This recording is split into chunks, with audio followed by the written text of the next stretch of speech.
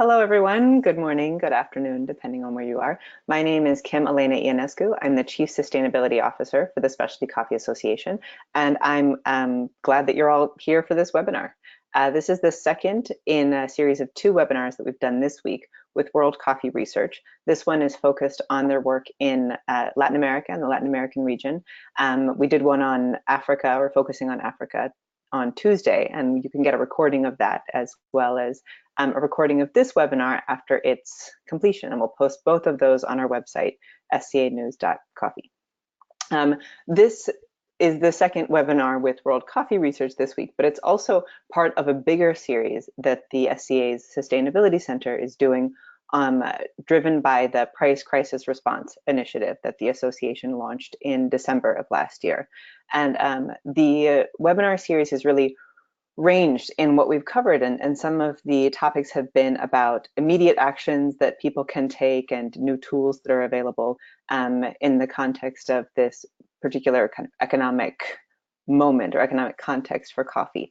But there's also a real need for a longer term approach to this problem, because it's not just a matter of a simple solution. You know, these problems took many years and a convergence of circumstances to create. And so we need a lot of different approaches and to look at things on many different time horizons in order to create a system that looks different. And that's where World Coffee Research comes into play. So I'm going to keep my introduction brief because they have a lot to say, and pass the mic to Hannah Neuschwander, who's the Communications Director for World Coffee Research. But before I do that, I will let you all know as webinar attendees that you won't be able to unmute yourselves and talk directly to the panelists, but you will be able to use the questions function, which should be in the control bar for the webinar, and type your questions there, and I will be muted and I'll go off my camera, but I'll be answering all those questions or acknowledging all of them and then putting them to the panelists as we have time to get to them. So please use that questions function, and yeah, with no further ado, Hannah, take it away. Excellent. Thanks, Kim. And thank you everyone for joining us this morning. If you happened to join us on Tuesday for the Africa webinar, I just want to give you a quick heads up that the first part, the part where I'm talking, is going to be more or less the same. And then I'm going to hand it off to my colleague, Sarah Bogantes, who's going to talk specifically about what the work looks like in Latin America. And that will be different from what you saw on 2 days ago. So that'll be in about 10 or 15 minutes. If you want to wander away and come back, if you were with us the other day. So my role here is to kind of help explain the broader context of the work that we are doing, that Sarah's going to talk about in Latin America, and why we're doing it, and sort of some of the history that has brought us to this moment. And try to give the bigger picture before we dive down into the details. And this is based a little bit off of some information about a research program that we have now called the Global Coffee Monitoring Program, which we also shared at the RICO Symposium in Boston. So we're bringing it live to you now. So as Kim sort of alluded to, we have you know, this price crisis situation, which is really about market volatility. But underneath that, we have a kind of long-term problem that has existed for coffee production really across the world, and it has different flavors in different regions and different countries, but the underlying problem is basically the same, which is that many coffee producers don't have access to the tools and technologies and knowledge that they need in order to be profitable. It's very hard for them to know what practices they should be employing on their farms to enable them to be profitable. And that's partly because we don't have as much investment in coffee research and development, agricultural research, as you might expect, given how important coffee is as a crop around the world.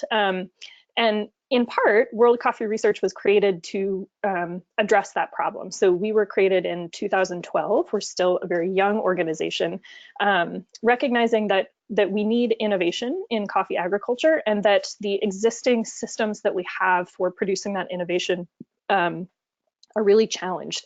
It's mostly, this kind of work typically is done by coffee producing countries, which makes a lot of sense, right? They're representing coffee farmers who are doing this work, and they're working on their behalf to develop new varieties, to study new approaches to agronomy that will work for farmers in that local context.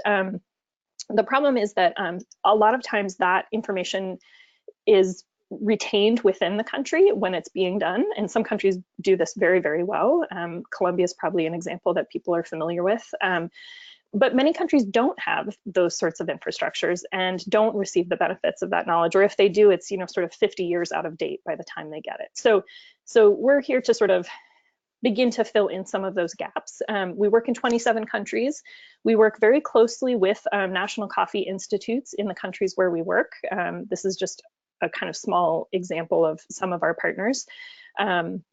In Latin America, we have very strong partnerships, in particular in Central America, through the Promo Cafe regional consortium of coffee institutes in Central America, Peru, Jamaica, and I'm probably forgetting someone, but there's, I believe, 9 participating countries. And we work that way by design. For one thing, it helps us be more efficient and effective. We can partner together with organizations that already have research stations and footprints in these countries. We can help connect countries to one another to share information more rapidly than it maybe would be shared otherwise.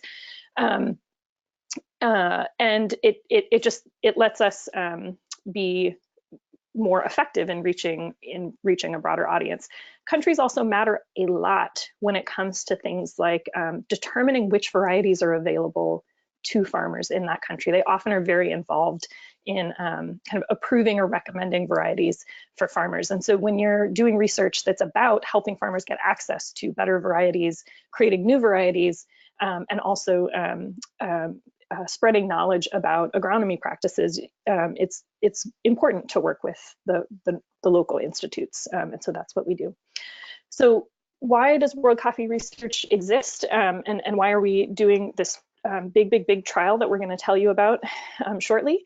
The broadest context is that coffee agriculture is at a crossroads. I think this moment in time is evidence of that, right? It's not profitable for most coffee producers to be producing coffee right now.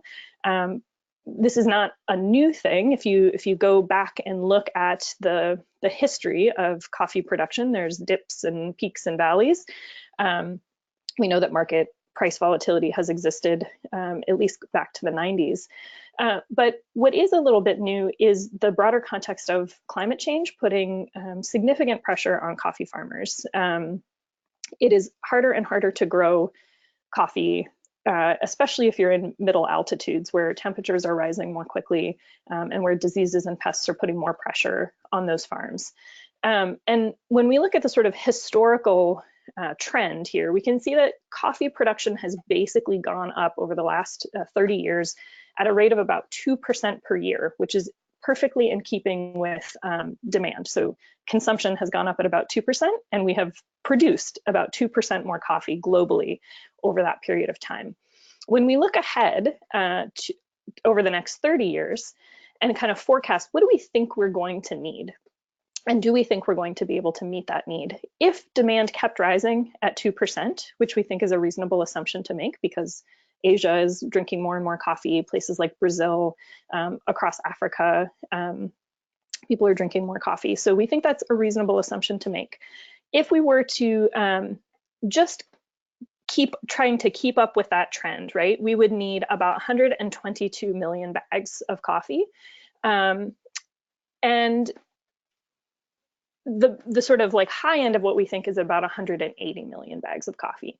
That is double the amount of coffee that the world produces right now. So if those in that sort of high end scenario, we would need to bring online an entirely new Brazil, an entirely new Vietnam, an entirely new Colombia. Basically, think of all the coffee countries in the world producing coffee right now. We need double. And that is not going to be easy to do, especially when we look at a scenario where temperatures are rising. I love slash don't love this graph, but oh no, this one doesn't have the, it's okay.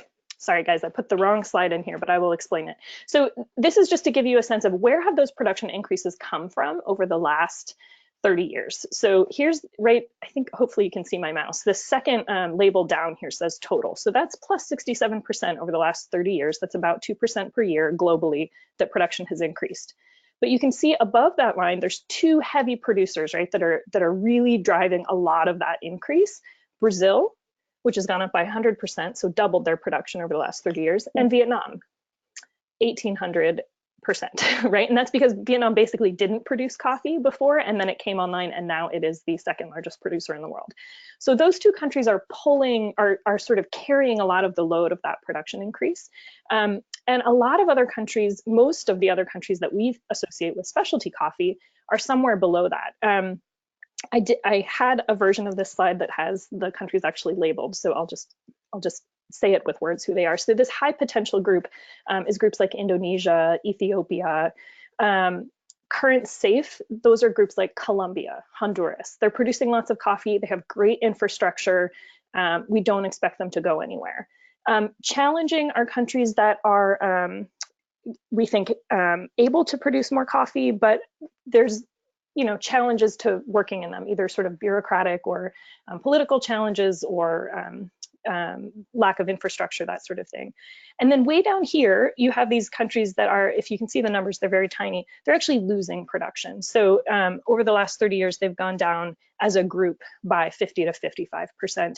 And interestingly, this group of countries is the countries where a lot of the really amazing specialty coffees come from, right? It's Kenya, it's Costa Rica, it's places that maybe once had some really great coffees and they've declined, like, but maybe have the potential to come back, like Democratic Republic of Congo.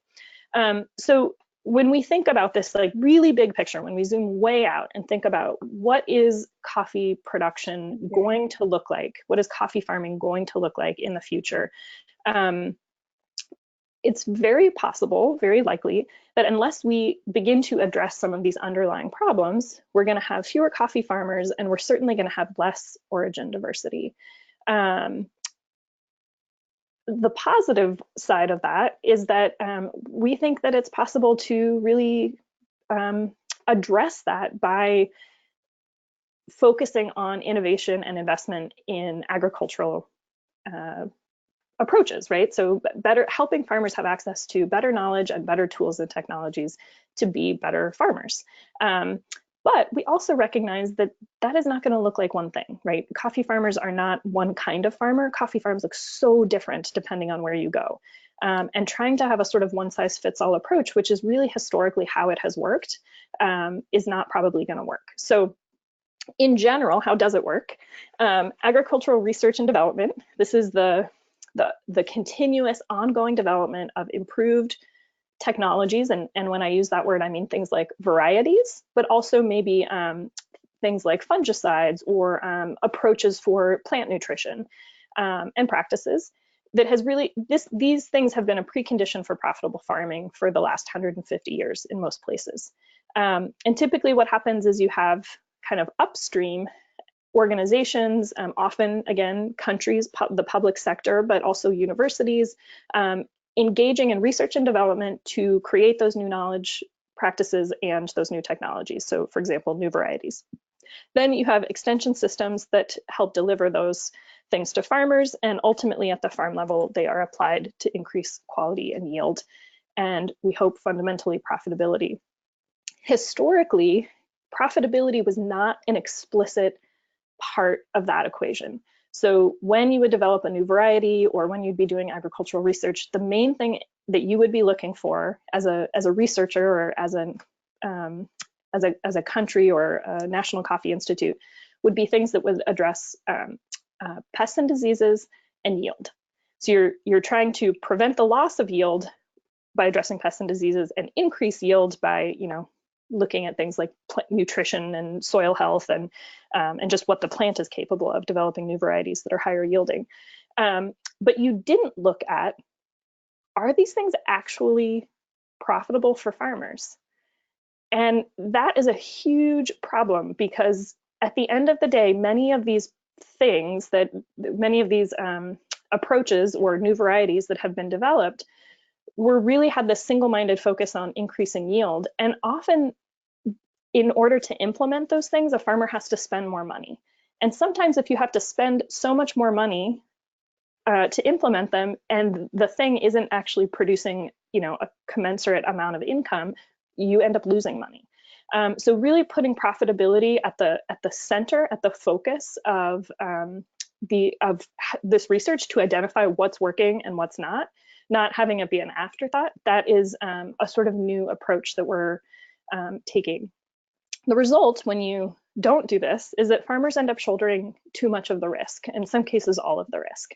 If you don't have agricultural research and development happening, farmers will do it themselves, right? Because they need to see what's going to work. Can I make a living doing this?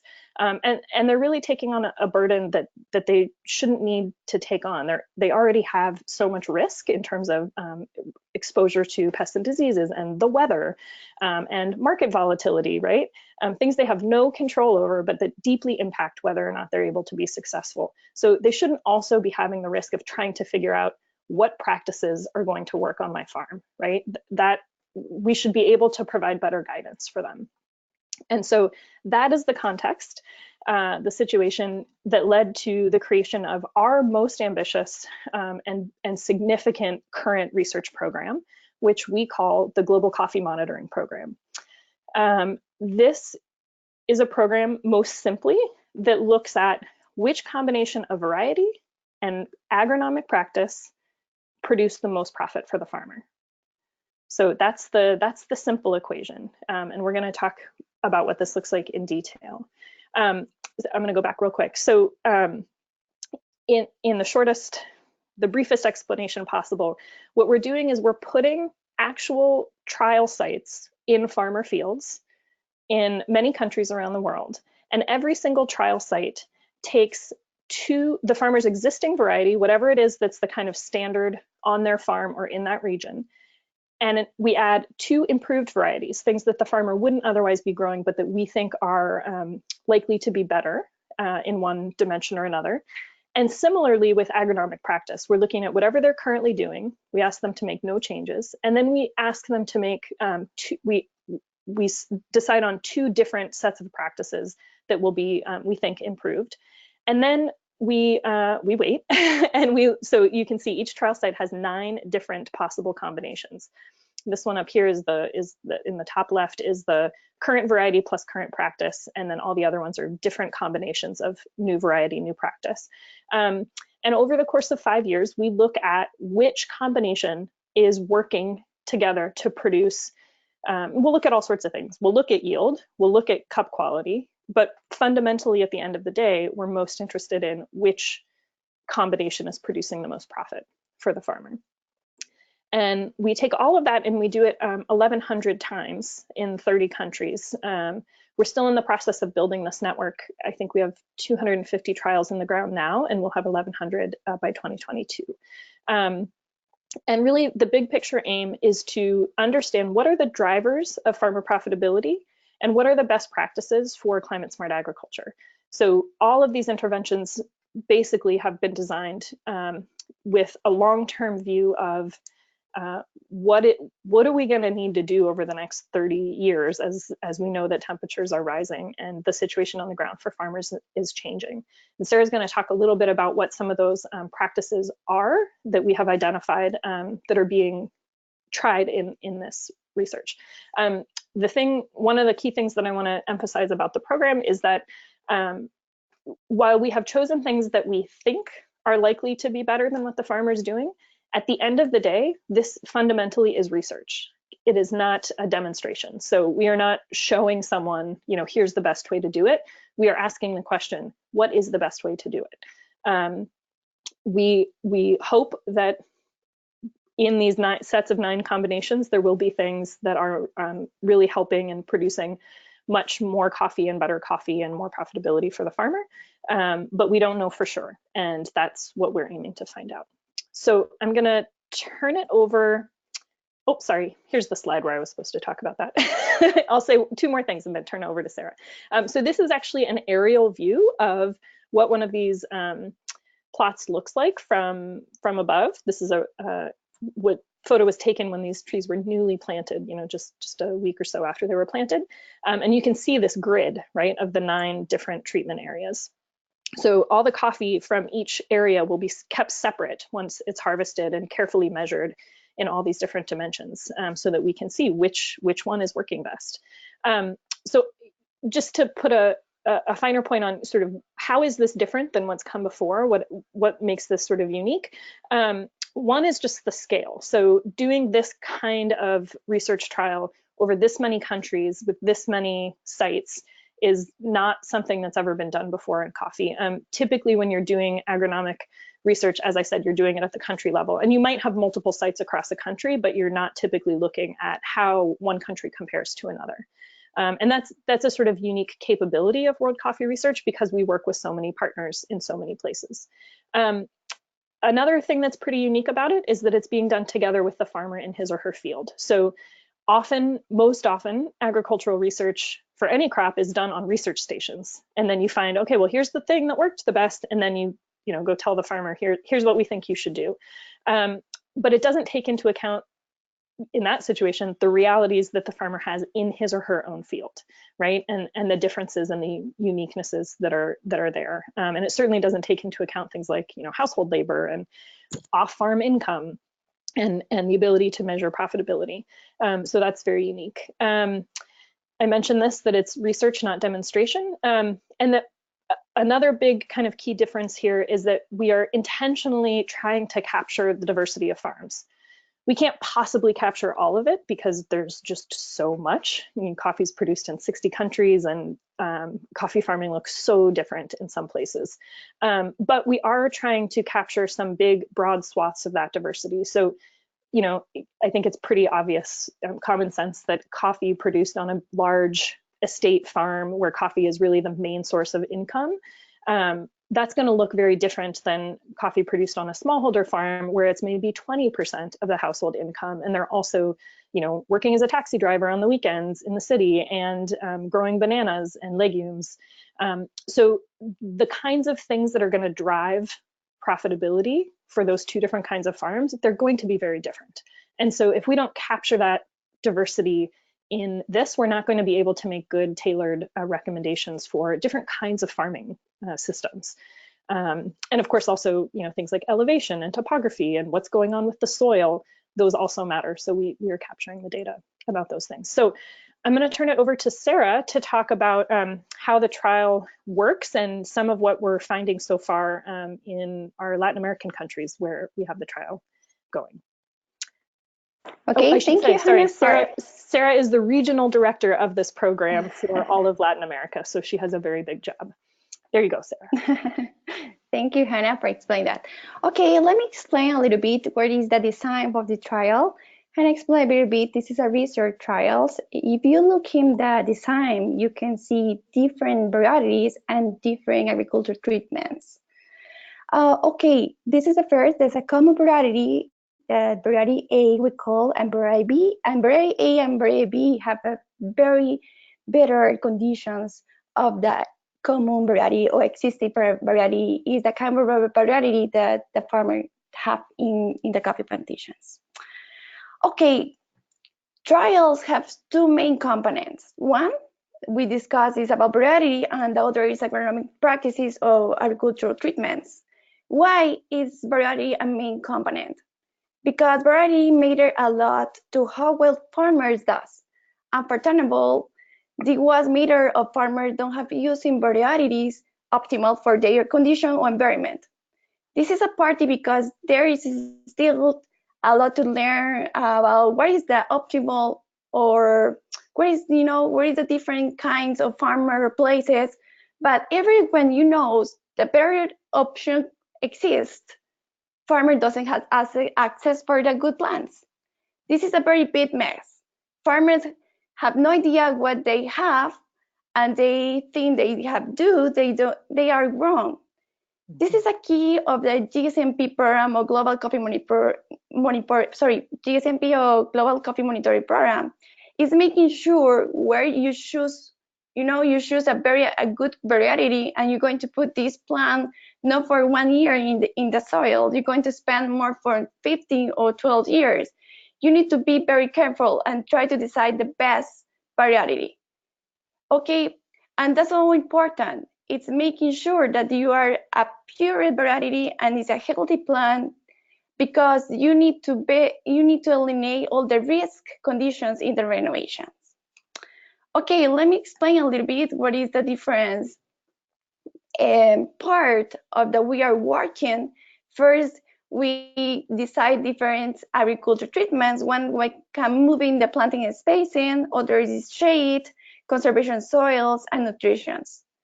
It's so important that you expect make farmers more resilient and profitability, but we are tasting to be sure.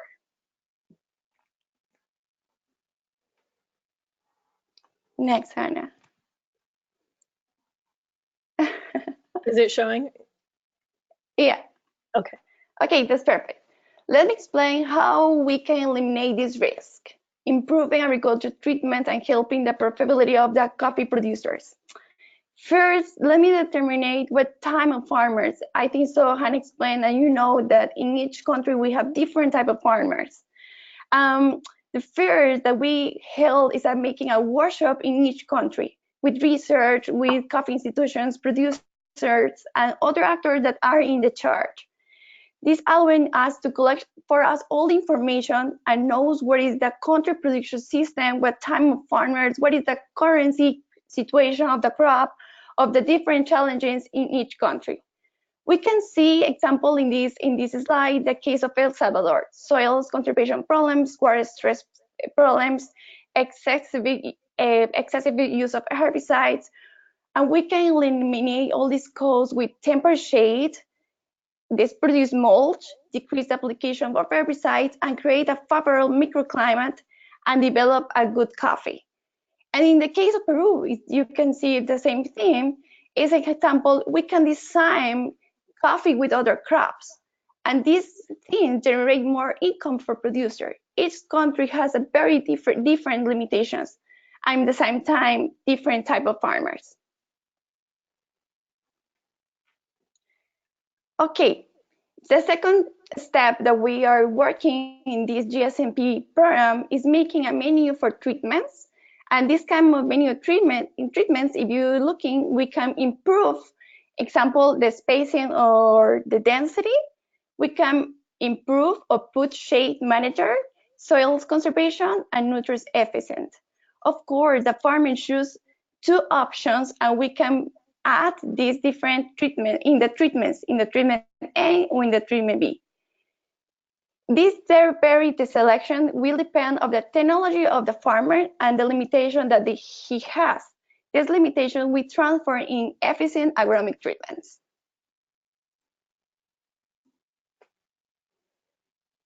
Okay, and the first step, of course, is select the variety. We can look in example, in this case, different countries, of course, it is not the same variety for all the farmers that we are working in each country. It depends the technology of the farmer and the type of the farmer.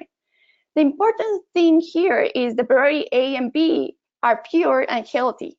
Will eliminate the risk that the producer has in his hands a variety that he is not expected. Let me put an example, the El Salvador example. Thank you, Hannah. If you want moving for the next slides. Okay, this is El Salvador example. We're making a description for the different type of farmers that it's the most common that you can see in El Salvador, but in the same time, we take a bunch and collect on different information for the limitation for each type of farmers. In this case example, this is a small summary of all the information that was collected in the workshop in El Salvador, and give us the information and the main challenges. Of course, we right now know about the price and all the crises that we are, but it's the climate change. And we can improve that and looking more profitability and these kind of farmers.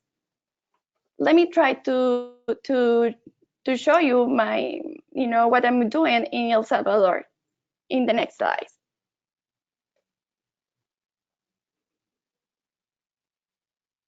Okay, there you go. If you look in, this is one of the examples that we are working in El Salvador with COEX. It's a type of farmer that have more than 10 hectares. It's, it's a very big systems. I understand the sort of the farmer's incomes is, 100% of coffee. But for that reason, these agronomic treatments that we are looking right now is, if you're looking in the control, we using a gandul, that is a common tool that we can put for conservation soils, but we're making something different in treatment A. We put gandul more moringa. Moringa is a space for shade, and in the treatment B, we use gandul more gravilea, is other species of shade. This agronomic treatment, what I look is try to use less herbicides, maintain a favorable microclimate in the coffee plantations, and this different developed me a very good condition for more humid and produce a microclimate that it's very good when you put fertilizer, because you can take more time, a long time, that the fertilizer is going to work in, and the plant is going to assimilate these nutrients and don't have any problem with the stress in the summer season. What is looking is reducing all that cost. I'm looking profitability, because we're going to measure all these things per treatment. But Sarah, this is not only. I just heard something that I wanted to highlight for people, because I think it's really important about this trial. Is in some cases the interventions that we are looking at, or in many cases, they're not just designed to look at, well, what would produce more income, but they might be focused on what would reduce cost. So in this case, if you can create, with this example, a situation where you don't have to provide, you don't have to use as much fertilizer, you don't have to use as much herbicide, because you've got shade kind of buffering the plant, it's not working so hard, then you have given the farmer an opportunity to reduce their cost, potentially without minimizing their yield. So again, there's different levers that you can pull and push to increase profitability, and we're trying to look at all of them. Yeah, thank you for your interview. Yeah, thank you for your comment, Hannah. This is a question, these trials, we are looking for profitability, and it's completely different. You can always thinking, okay, I can increase the yield, but yield and profitability is not the same thing. In this case, it's so important to try to understand where is the equation. The equation is make more profitability the farmers. Thank you. Maybe I can give other example in the next slides, and this is about the workshop that I did in Costa Rica. And this is the type of farmer that you can see in our country. I'm from Costa Rica too. But the limitation is completely different that you have right now here. Example here, the challenges is the labor cost. We need to make it more efficient, all the agronomic treatments, because it's very expensive, every activity that you're going to do in the plantations, in the coffee plantations. Yeah, next please, Hannah. Okay, if you're looking with what right now we are doing here in the research trials in the GSMP product, is we use it new technologies. You can see the picture is a graph. You can see it's a material. We can move in the spacing, because we need to be sure that they have a very good photosynthesis, these plants. And another agronomic treatment is to use a efficient fertilizer. In this case, is a treatment control is a common chemistry fertilizer. In treatment A, you're going to use a release fertilizer treatment. And in the treatment B, you using a fertilizing according of the curve of each variety. Okay, we're going to measure that new technology with the different agronomic treatments. In this case, it's completely directly for a fertilizer. What is the themes that we're going to measure? It's because we're going to eliminate, this cost that the farmer will put more fertilizer, because they think that it's going to have more yield, but it's not real.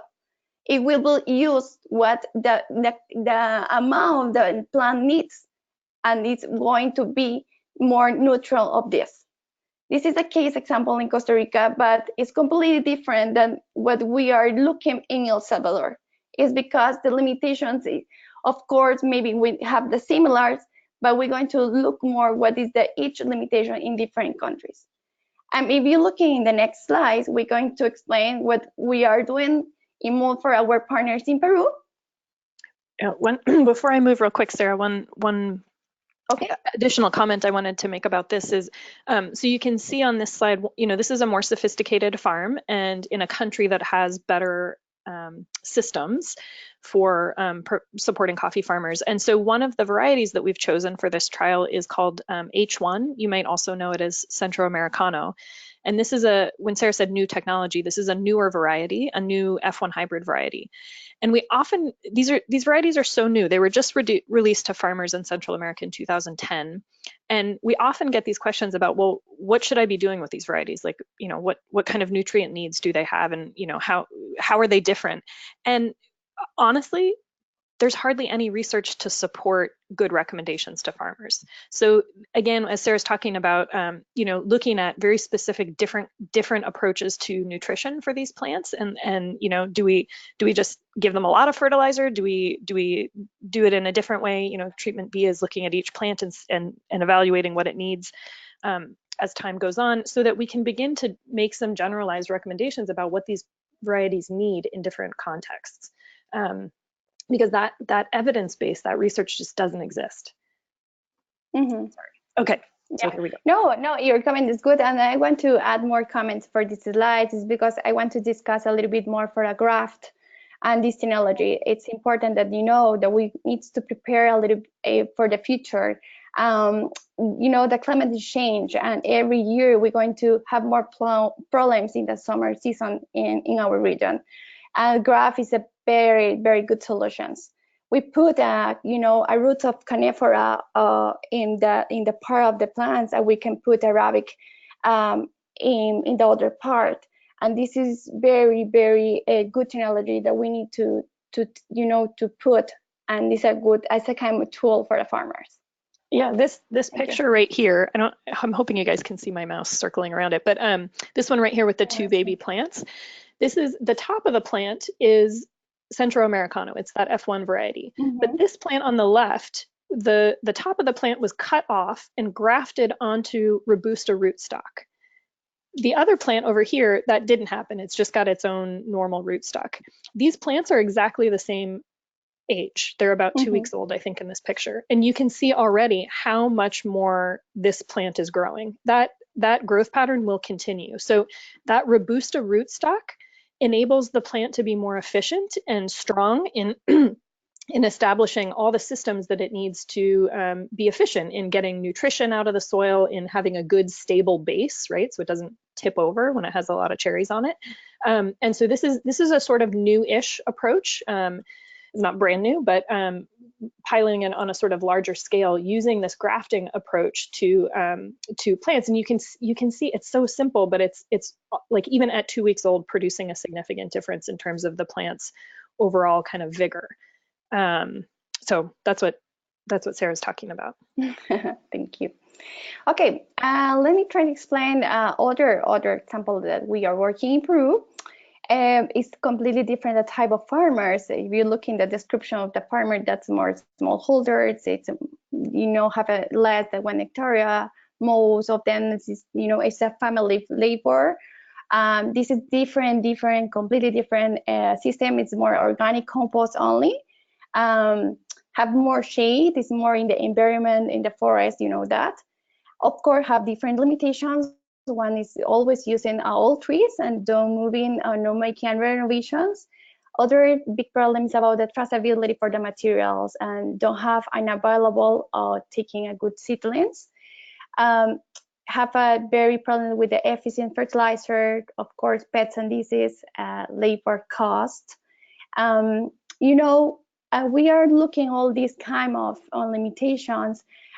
We try to looking what is the main challenges of the coffee producer. It's in Peru is access to the pure and healthy seedlings or coffee materials. And they use the land in try to put too much, different crops, but we need to make it more organized things. In the next slide, you can see what, the one, I'm sorry for trying to explain more in detail. We are working with one of the partners is Technocer. Example, like this producer, only the source of farmer incomes is that 50% is coffee, have different crops. And what we are doing in the, in the GSMP trial or FTT trial is making a good intercropping species design with cocoa, with banana, corn, and nut. And we can use a natural varieties as a pineapple, if you look in the picture. And this is help to generate more incomes to the farmer, And this is a very important thing that I want to focus in the type of farmer 1 and 2, because this kind of farmer have that not only big coffee plantations, have small coffee plantations, have only coffee and other crops. It's very important to making the things are very, very, more organized. Let me try to explain what we can do in our trial. In the common treatment, they're going to make in the same space in the farmer using with the different crops. In the second, we're going to put a pineapple for the natural barriers, and we're going to use a cacao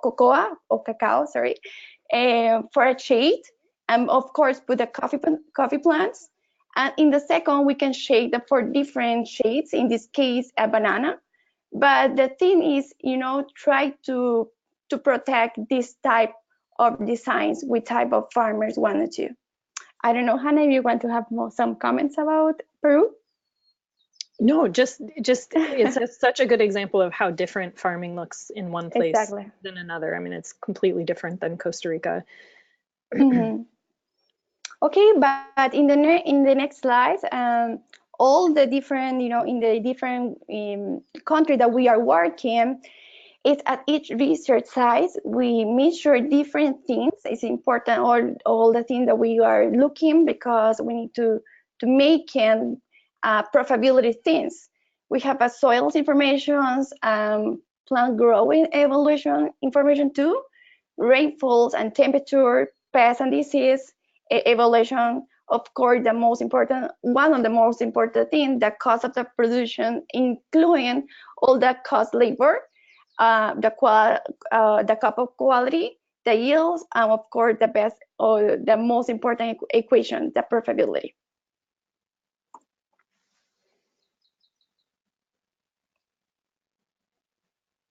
Okay. This is important that you know that we are working in many different countries right now, not only in Latin America and East Africa too. And this is what kind of partners we are working in the different countries. But every year, more people and more producers are so interested. I'm so glad that I can help more producers to do the things good and try to eliminate all the risk the producer have right now, and try to improve very good tools and give the best solutions, because I think so that of course we can make coffee a good profitability systems. Thank you so much, Sarah. I'm going to jump in just to finish us out, and then we can open things up for questions. So, really the purpose of all of this is to begin to add some nuance into the understanding of what's working for different kinds of farmers in different kinds of environments. It's about getting away from a kind of one-size-fits-all approach to making recommendations to farmers that clearly are very different in their needs and their limitations, and recognizing that every country also has very different limitations and also opportunities. This trial is still very new. We started putting them in the ground. The first 3 went in the ground in 2016, but mostly the plants are still, 6 months old or a year old at the sites that are in the ground. And we're going to be adding about 700 more sites over the next, this year, next year, and the year following, the next 3 years. So we don't actually have any data yet from this trial, or we have the very, very, very, very first data. But coffee takes a few years to grow and produce cherry. So measuring yields and then eventually profitability, that's still going to take a little more time. But I want to just give you a quick example from a trial that is not part of the system, but that's very similar that we did in Kivu a couple of years ago. And again, just to show why it matters so much to look at profitability. This was a trial set up to look at different intercropping systems with coffee. So they were all in Democratic Republic of Congo, coffee is very often, almost always, intercropped with legumes, different kinds of legumes. So we looked at again, this is sort of scientifically designed so we can do good analysis of different intercropping regimens, and you can see that there's pretty clear differences, right? The coffee and common bean system produced almost twice as much as the coffee and cowpea system. And I think it would be easy if this is where you stopped doing your research to make the conclusion, oh, well, very obviously we should be recommending that farmers intercrop with common bean because that is clearly doing better. But when we go from this to looking at a profitability calculation, what we can actually see is that the common bean system, right, which looked like it was going to be the best from a yield standpoint, in fact did not produce any profit, right? This orange line here is the total cost of production, and the blue is the income. And the cost to produce it is more than the income that the farmer was getting. In fact, only one system produced a profit in this particular year, and that was coffee and groundnut. And that was because the price of groundnut was so high in that particular year. So this is just 1 year. This is just a snapshot. There's a reason why this trial will be running for a minimum of 5 years at each site, because we need to account for inter-year variability and market volatility changes and things like that. But because we have a part of the design is that every trial site has what we call a control plot, right? The farmer's current variety and the farmer's current practice. We can always see how the improved interventions compare against the control, right? So we can always look at if it's doing better than what the farm would be doing otherwise. At the same time, it's so clear from this kind of small, tiny snapshot that if all you went on was production, right, yield, you would be making the wrong recommendation to that farmer if what you care about is profitability. And at the end of the day, that is, I think, what we all care about. So it matters a lot to design the research in this way. What do we think this data will make possible? I think obviously we hope to be able to contribute to a kind of new or revised body of knowledge about recommendations for farmers. There's a lot of people doing a lot of work in helping farmers prepare for climate change and climate smart agriculture, but we don't actually have very much data about good evidence about what is actually working in terms of yield gains, in terms of profitability gains in different kinds of environments. So being able to make much better recommendations and do better farmer training. Certainly, one of the other really interesting things I think, or applications of the data that will come from this trial is the ability to provide it to banks that are involved in potentially funding renovation programs, right? So we know that most of the coffee trees around the world are too old. In many places, they're 60 or 70 years old, especially in East Africa. And if farmers want to replant, or if countries want to have a kind of big replanting program, they need banks involved to extend credit for that. But banks are very uncomfortable extending credit to smallholder farmers because they have no data about, in order to make a good assessment of whether it's going to be a good bet, basically. They can't do good risk assessment because it's very hard to know, am I going to get paid back for this loan? This data set, we think, will be really significant in helping banks make determinations about extending loans for renovation programs, we hope. So, and we have presented on this to a few banks, and they've been very, very interested to see the outcomes. So the other really interesting potential application is for the kind of array of service providers that surround coffee producers, right? Nurseries and the fertilizer manufacturers, or other folks that are producing products to support coffee farmers. In many cases, things are more developed in Latin America, but still in some countries like Peru, it's so haphazard, these systems, right? If there's fertilizer available, it's not tailored for coffee. It's just whatever they already sell for other crops. And so we're going to learn a lot. We're going to be able to provide a lot of really good data to these input providers about what actually specifically is needed for coffee.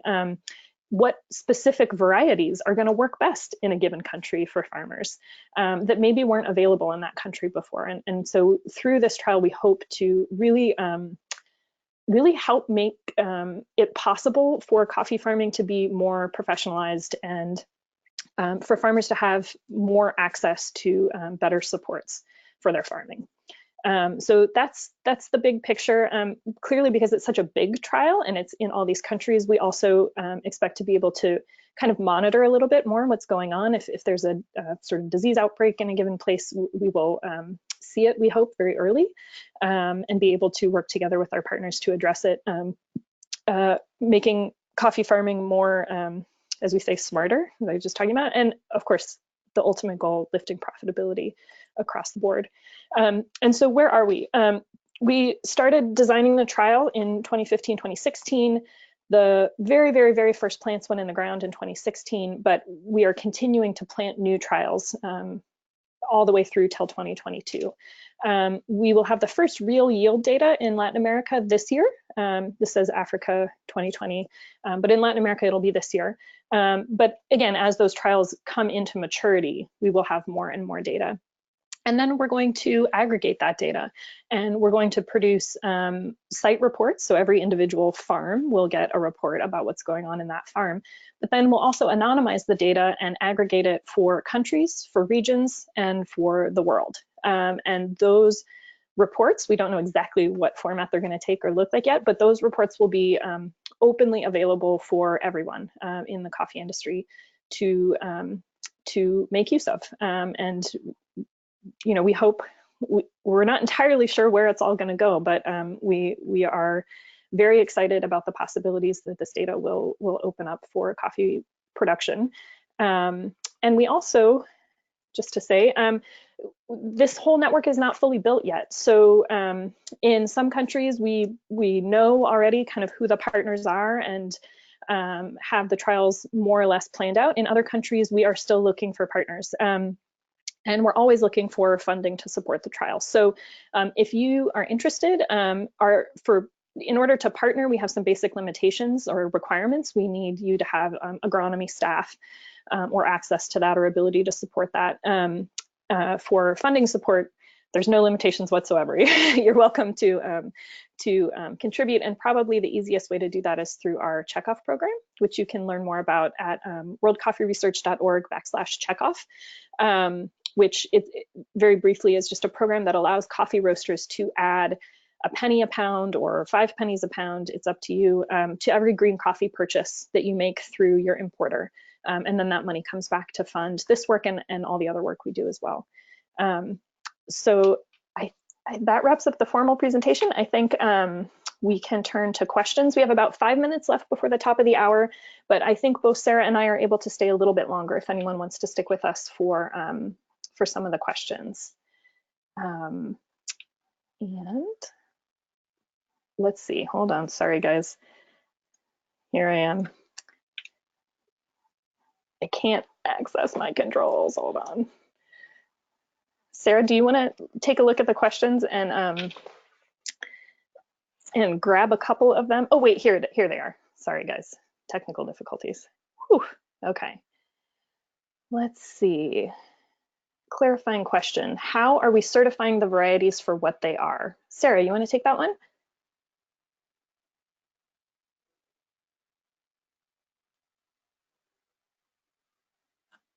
I'm so sorry, I was in mute. Okay. That's okay, here you go. Okay, let me try to explain this question about that. Okay, first, it's important that we select the nurseries. And second, we're making a DNA analysis for the variety A and variety B. And this is the reason that we call these varieties pure and healthy. We have other project that World Coffee Research is working. It's a nursery developed project. Emilio Maña is a leader of this project, and she has a different criteria, different variety that we need to respect that when we're going to select the varieties. I don't know if I respond to your question directly. Yeah, and I'll just add in, we actually have a certification program for Hmm. nurseries that if you are a nursery and you are interested in being certified, we come out and do what, not we, our auditing partners, come out and check the nursery to make sure that you have genetic purity in your seed stock and that you're following best practices for producing healthy plants. This is something that is completely 100% standard in Hmm. almost every other crop and basically doesn't exist at all in coffee. And it is a huge source of risk for coffee producers. We don't have firm numbers on this, but we know anecdotally that if a coffee farmer goes to a nursery and buys a variety, very often it's not what they think it is, and not because of fraud necessarily, but just because the seed stocks are sort of mixed up. And there's a very high loss rate. So, you buy 100 plants, 20 of them may not survive the first year, but you're paying for those 20 plants that died. So just by having better practices, you can ensure genetic traceability, like knowing that the variety is what you think it is, and healthy plants. And so, when possible for this program, when we're sourcing the varieties for this trial, we work through certified nurseries. When that's Hmm. not possible, when there isn't a certified nursery available, we still go and do checks of the nurseries and make sure. So we make sure that we are using genetically pure seed stock, and we have a DNA testing program to do that. We also offer that as a service. So if there's anybody on the call that wants to know what variety they have on their farm, we can check that for Hmm. you. Just email us and we'll get you the information. Um, and basic plant health stuff. We are not distributing unhealthy plants as part of this trial, and which is a kind of side benefit of the trial for these farmers because that's typically not the norm. Um, let's see, another question um, about data collection to inform profitability calculations. Kim, I might need you to jump in here because I'm not sure that this is actually a question. Yeah. A question about data collection, profitability in the context of climate change, of pest and disease resistance, of diversity of soil microorganisms. Can Yeah, you give us a little so more I tried to context? combine a few different questions in this one, which may have been an error. We'll find out.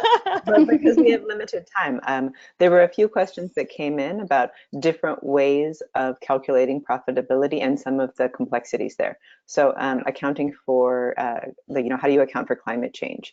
How do you sort of consider what to measure? And I perceive some of these questions as about being like setting boundaries. How do you kind of determine what the boundaries are? Because when you talk about soil chemistry, for example, does that include microorganisms, or did you have to make a decision that we can only really measure these things within the boundaries of what we're funded to do or what our kind of expertise extent is?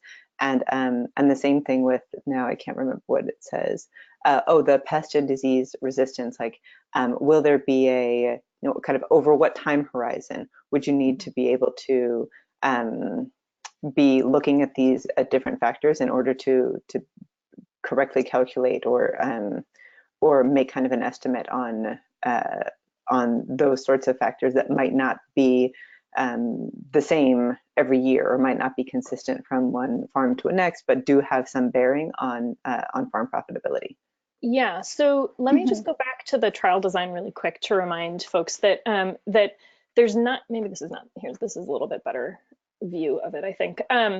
So there's nine plots in a given trial site, right? And one of them is existing farmers variety and existing agronomic practice, and then all the other grids are some combination of an improved variety or an improved practice. So regardless of the time horizon, et cetera, every single year that the farm is producing coffee, we're able to measure the difference between the improved combinations and whatever the existing is. So that's a big part of the profitability puzzle here, right? Because also prices go up and down, et cetera. So, but at the end of the day, we're always able to say, is this better or less good than whatever the farmer would have been doing otherwise? So hopefully that kind of makes sense, right? And so that would take into account, let's say a farm is hit by a particularly bad outbreak of coffee leaf rust in a given year. that rust would affect the entire trial site, but maybe it would affect, maybe one of the treatments is, helping the plant have a better response and they lose less coffee in that part of the grid, right? We would capture that and we'd be able to see how it compared to the existing. But of course, you can't just take a single year's worth of data in order to kind of capture some of the complexity that we're trying to capture. So the trial, the farmers commit to, and the partners commit to maintaining the trial for 5 years. You put the coffee in the ground, and then with traditional varieties, typically you're getting your first harvest in the 3rd year. With some of the F1 hybrids, you're getting harvest in the 2nd year. And so a minimum of 2 to 3 years of production data is what we're capturing, but we also expect that some of these, many of these trial sites will continue on after that. So I don't know if that gets to all of the complexity. It's true that you can't measure everything, right? We have limits on our staffing, our time, our budget. So for example, with the soil analysis question, Sarah, correct me if I'm wrong, but we are not measuring for the microorganisms that are present in the soil. We're not doing like a genetic diversity analysis to see what bacteria are there. Let me try to explain a little bit what is the important for us to look in the soils analysis. It's a kind of diagnostic profile. What is the status for we're going to begin in the project, and we're going to make in the last year, and we can make in relations what is the different factors. But this diagnostic, we can see what is the pH and the other things. But in the organic things, it's we right now we are not doing organic tastings or different samples. Yeah, doing like a genetic diversity analysis to see like what microorganisms are present in the soil is quite expensive. And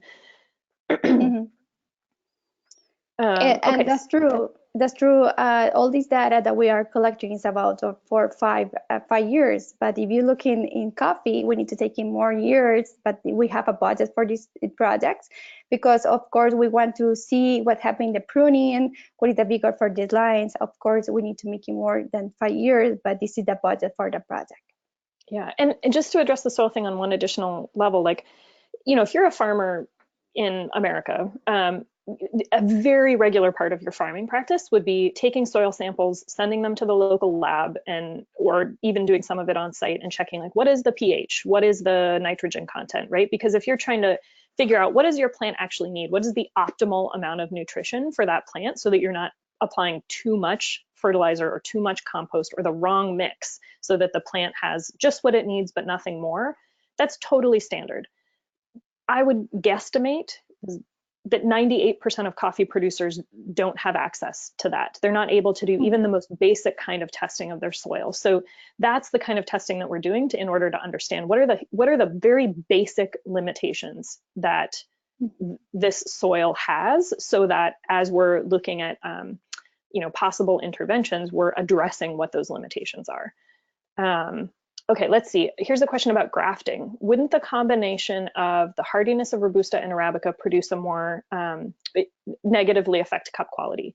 Does grafting an Arabica tree onto Robusta rootstock impact cup quality? Sarah? Let me try to explain that. Don't have any problem with the quality. It's completely different. This is a physiology things. We're going to making is unit the what do you say, tejido vegetativo, vegetative tejido, but it's not involved anything about cup, because what we're going to use is only we're going to use the roots, but the system of the beans is going to be the Arabic things. It's no, yeah, there's no transference of, there's no Robusta genetics in the fruit that are being produced. If you have ever eaten an apple, you have eaten grafted fruit. All apple trees, the tops are grafted onto a different rootstock. It doesn't impact the taste. In fact, the presumption, the assumption is that you actually could increase the quality, because using a better, hardier rootstock enables the plant to be more healthy. And a healthy plant is going to produce, in theory, healthier fruit, right? It's going to be less subjected to stress. And a plant, when it's stressed, it takes its stress out in the fruit often. It produces less fruit or smaller fruit, or doesn't ripen at the right time because it's stressed. So having a stronger, healthier root system is, in theory, going to produce better quality. But we'll see this, this is part of what we're going to be able to measure in this trial in a pretty systematic way, is looking at the trials that have these grafting systems and if that's working. Let's see. Will we be publishing the data as the trials are ongoing, or will they not be available till the end? That's a great question. So some of it will be published sort of as it comes. We will begin, we think, certainly the individual site data for the partners and the farmers, they'll be getting that annually once the trials start producing cherries. When we have a kind of enough data in a given country or region, we can begin to publish those regional reports. So for example, in El Salvador, the first 3 trials went in the ground in 2016. 3 trials isn't really enough. So even though those 3 trials actually did produce their first cherry this year, we're not going to produce a country report this year until we have a little more data in the system. But we're not going to wait until 2027 to produce the first report. So probably in 2020 is when we'll begin producing the first aggregate reports, and I think we'll have the first big global reports in 2021. And we, until we see some of the data and the complexity of it and what it looks like and begin doing our analysis, it's hard to say exactly what format some of this will take. Will we have the ability to produce a raw data set that any other researchers can access? I hope so, but I'm not sure what that will look like yet. It may be that we can do some really interesting specific kind of reports on specific topics, like shade or like smallholder farmers versus estates or something like that. But again, because we don't have that, we haven't seen the shape of it yet, we're not exactly sure what it will look like. We just know it's going to be a lot of data and that we will be pushing it out as soon as we have it. And as soon as we're able to make meaningful meaning of it, if that makes sense, right? We don't want to be putting out data that you really can't derive any understanding from. I want to add a little bit comment about that. What I'm doing right now with all the data, it's only making a brief shared information with the partner. And this data that's more for vegetative growing and the different costs that is involved in these trials, but it's directly with the partner. Of course, it's a public information, but that's what I'm doing right now with Pascal too. Awesome. These are awesome questions. Anybody who has additional questions, you are welcome to send them on to SCA or to us at the info@World Coffee Research address. And we will be addressing all of them and sending our answers back to SCA, and they're going to put everything together in a kind of package with the recordings of the webinar and stuff. So I think we'll wrap up now just because it's already 10 past the hour almost. And we really appreciate you tuning in and sticking with us and asking great questions and your curiosity in the subject. And we look forward to hopefully talking more with some of you as we go forward. Yeah, thank you very much for your time. Yeah, and just as a quick reminder, like if you're interested in this program and in getting involved as a partner or as a funder, please be in touch directly with us. You can use this info@worldcoffeeresearch.org address, and we will get back to you. If you have questions about being a partner, we'll send you the information about the sort of requirements. And if you are interested in funding the work, we'll send you information about our checkoff program. Great. Thank you so much. Thank you, Sarah. Thank you, Hannah. Thank you to all of you for being on the line today. Another great discussion. As I said at the beginning of the call or beginning of the hour, we'll take the recording of this session and we'll put it on scanews.coffee, and we'll also put the slides there. A couple of you have already asked if you can get a copy of the slides, and that was a popular request from the Tuesday webinar also. So yeah, great slides, a lot of information, a lot of work to be done, but many, many opportunities to get involved. So thanks again, and be well, everybody. Thank you, guys. Bye. Thank you. Bye.